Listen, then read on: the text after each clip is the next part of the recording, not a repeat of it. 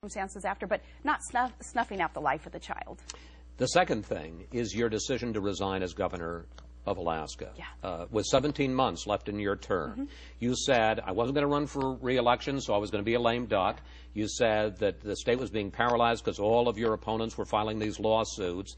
Didn't you let your enemies, your opponents, drive you from office? Hell no. Thankfully, I didn't. What we did was we won, because the state today is not spending millions of dollars to fight these frivolous lawsuits and frivolous ethics charges. Ethics charges like me wearing a jacket with a snow machine logo on it and getting charged for an unethical act for doing such a thing. Little piddly petty things like that that were costing our state millions of dollars and costing me and my administration, my staff members, about 80% of our time fighting those things. No, we said, we're not going to play this game. We picked our battle, and we said, we're going to get out there and we're going to fight for Alaska's issues, which usually involves energy independence. We're going to fight for these issues on a different plane, and we're not going to let you guys win. You're not going to let. But they're going to think they won because you're no longer governor. Let me just make this. I don't think that they think. Look, I'm sitting here talking to Chris Wallace today. I think some of them are going, dang, we thought she'd sit down and shut up after we tried to do to her what we tried. I don't know that that's going to be. And now we get to talk about energy independence. Now we get to talk about those things that are important to Alaskans and our country. Before we were talking about Ronald Reagan, who you openly admit was your political inspiration and really a formative figure in your developing a political consciousness. Reagan, during his entire second term as governor of California, was a lame duck. Reagan, in that second term, was being sharply attacked by anti-war radicals. I can tell you, Ronald Reagan would never have quit. It's a big difference between just getting political pot shots fired your way. I can handle those. I get those. Shoot, I got more of those this morning. So what? That doesn't matter.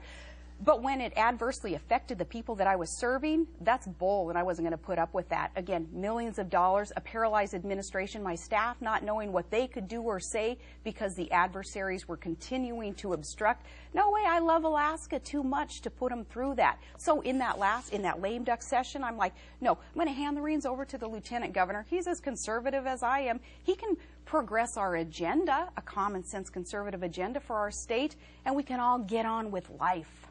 You talk about new pot shots. I think what you're probably referring to is that NBC has gotten a hold, I'm sure you've heard, of hundreds of emails in which your husband, these during your days as governor, your husband Todd exchanged views with state officials about a judicial appointee, about appointments to various state boards, a labor dispute.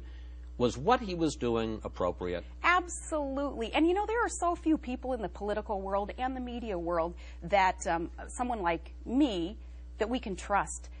My husband he's my soulmate, he's my best friend, he's my #1 advisor. I'm going to bounce things off Todd. Nothing confidential that couldn't be shared with others out there in the public. Todd never circulated anything that was confidential and hadn't already been circulated. But it's one thing he certainly had the right to express his opinion on things too. But it's one thing to advise you. He was also sending emails to state officials. He was forwarding on emails. And here's another thing. Todd and I being in some cases thousands of miles apart, if I emailed him about something, say I was outside traveling, Todd's home, he's there at a desktop, and I'm telling Todd, hey, Todd, print this off for me. I'm going to grab it on my way home because I work off a BlackBerry constantly. For practical reasons, it helped too.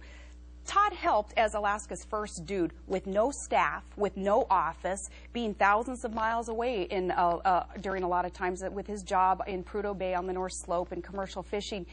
He helped with workforce development issues that meant a lot to him and people out there in the real world with Carhartts and steel-toed boots and hard hats trying to build this country.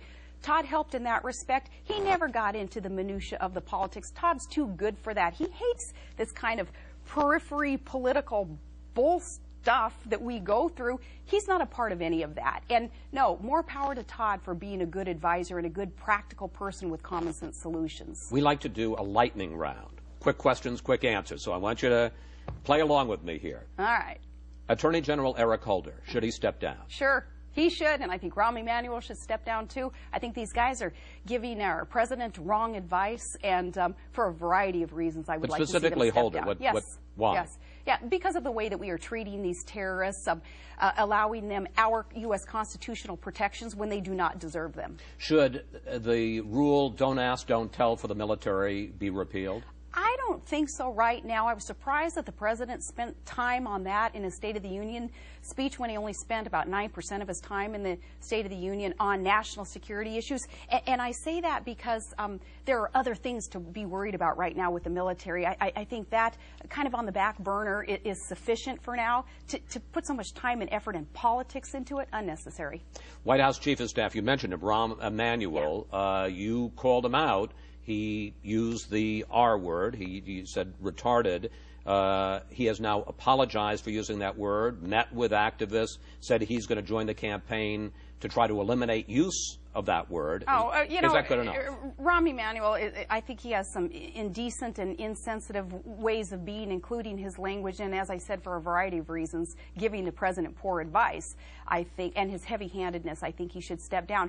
I'm not politically correct. I am not one to be a word police, but I do believe that his insensitivity in a time when I had just promised in my GOP convention speech that those with special needs and families and those who love those with special needs would have a friend and an advocate in the White House if John McCain and I were so blessed as to be elected.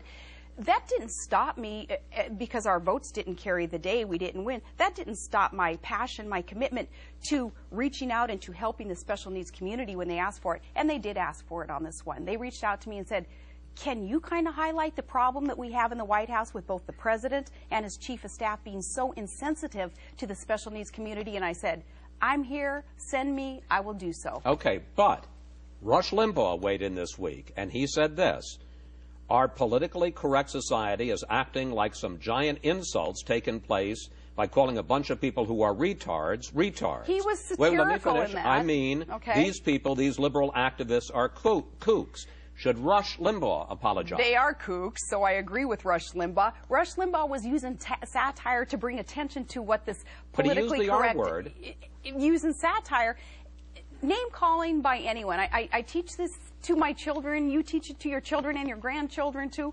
Name-calling by anyone. It's just unnecessary. It just wastes time. Let's speak to the issues and, again, But you know what let's some move people on. are going to say, Governor, and have said? They say, look, when it's their political adversary, Rahm Emanuel, she's going to call him out. He's indecent, apologize. But when it's a political friend like Rush Limbaugh, oh, it's satire. I didn't hear Rush Limbaugh calling a group of people whom he did not agree with effing retards. And we did know that Rahm Emanuel, it's been reported, did say that. There's a big difference there. But again, name-calling, using language that is insensitive by anyone, male, female, Republican, Democrat, it's unnecessary. It's inappropriate. And let's all just grow up.